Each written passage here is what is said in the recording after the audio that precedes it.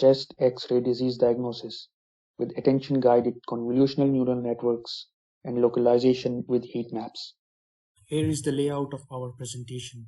We'll start by defining the problem statement, followed by a brief description of the dataset we used. We'll discuss the previous works done in this area. We'll then present our architecture and results, and finally, few ideas for the future work. Chest X-ray scans are difficult to examine and require years of training and expertise. In our research, we applied deep neural network approaches to diagnose 14 different lung diseases. We aimed at attention-guided convolutional neural network approaches and feed-forward neural network to build an accurate and novel architecture for detecting common lung diseases, as well as predicting the disease locality area and visualizing it with attention-based heat maps. In doing so, we aimed at improving classification accuracy, enhancing interpretability, and better visualizing the locality area of interest.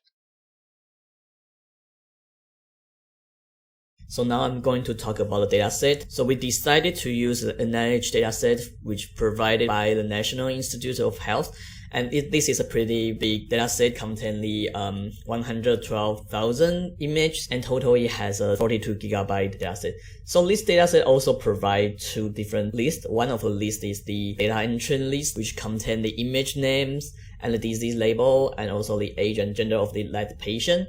So in this list, it contains 15 classes, and one of the classes is no finding classes. Also need to notice that one image may have multiple disease. In the bounding box 17 list, it provides the image names and the bounding box coordinate of disease. List only contain 8 different classes of the bounding box. So we should note that if we need to compare the localization of different disease, we only have 8 diseases can compare.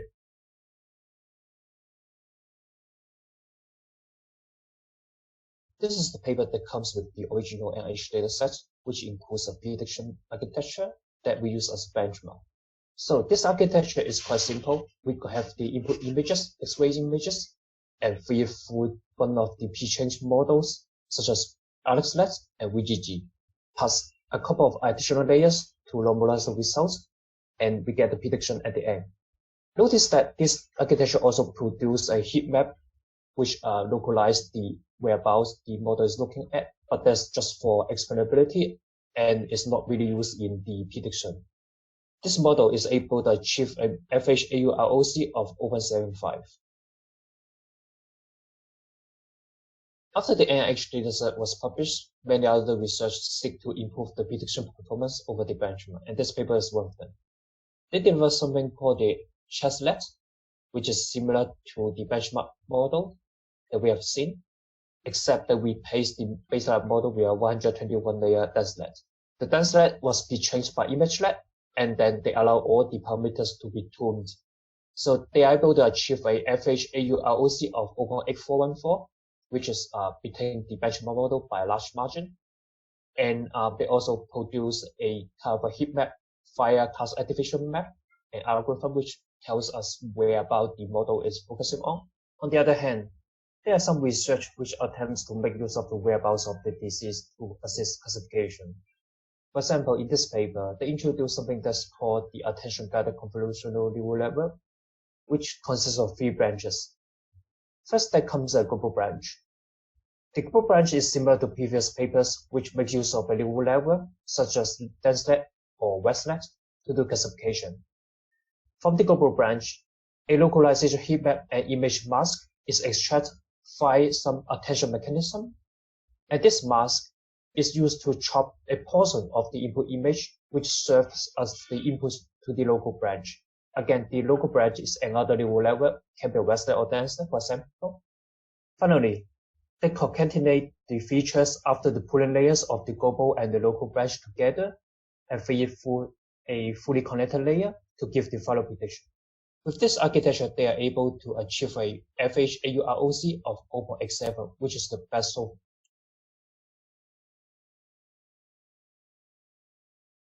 Let's talk about our architecture. Our proposed architecture is based on the AGCNN with some changes. First, we perform experiments on different model architectures, such as mobility and capitalists, and more. Second, We will compare the performance of different heat map algorithms. And finally, we will concatenate extra features such as patient's age and gender in order to do the prediction. Capsule networks. Following on the works of Parthy and al. For detecting lung diseases from X-ray images using hybrid deep learning, we pursued processing the NIH X-ray images with a capsule network. Our capsule network implementation was based on the paper Dynamic Routing Between Capsules by Sabur and al. And gave excellent prediction on MNIST handwritten digits dataset, but fell short in reasonable accuracy on NIH X-ray images, mainly due to large image sizes and huge down resizing. Therefore, we built a new architecture wherein a standard deep neural network such as TenseNet 1-to-1 prepended capsule network and generated an image mask which CapsNet used to reconstruct the original image by capturing essential image features as well as making multi-level prediction. The prediction, however, was no better than the prepended architecture alone due to large image resizing from a size of 224 by 224 to 28 by 28. The CapsNet, however, performed reasonably well as local network in our attention-guided global local fusion architecture.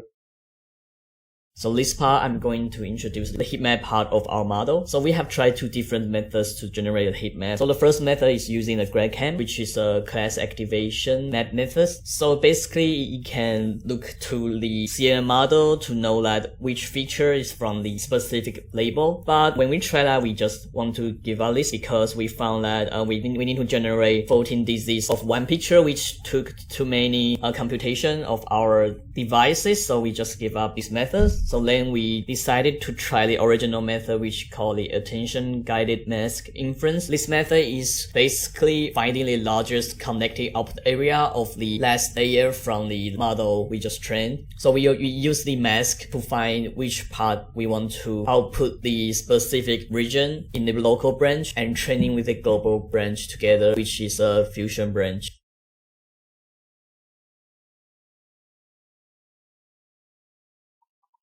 So this is the result of the heat map generated by our model. The colored image is heat map generated, and the red boxes on the gray image is the ground truth bounding boxes. And we need to compare the heat map with ground truths. So how can we do that? We can first mask a part of the heat map that is over the threshold, and then we can generate bounding box parameters based on the mask. And then how can we evaluate our result? We can use a method of intersection over union. That is, we can divide the intersection area of the ground truth bounding boxes and our bounding boxes over the union area of the ground truth bounding boxes and our bounding boxes. By using the more dense-net model and the GradCam algorithm, we achieve the best result. And for the other combinations, the result is not as ideal as this one. This is a subset of our full result. First of all, we did not manage to beat the previous works in terms of the FHAUROC. However, there are 4 diseases which will outperform them, and the speculation is that we reach a different local minimum. In order to improve our results, we need to perform more experiments on data augmentation and hyperparameter tuning. For future work, data augmentation techniques may be applied. We used pre-trained models in our project. As a follow-up, training from scratch may be done. We believe hyperparameter search and techniques to tackle class imbalance may increase the prediction performance. Assembling different models and other techniques for heat map generation may be applied in future. This concludes our presentation. Thank you for your attention.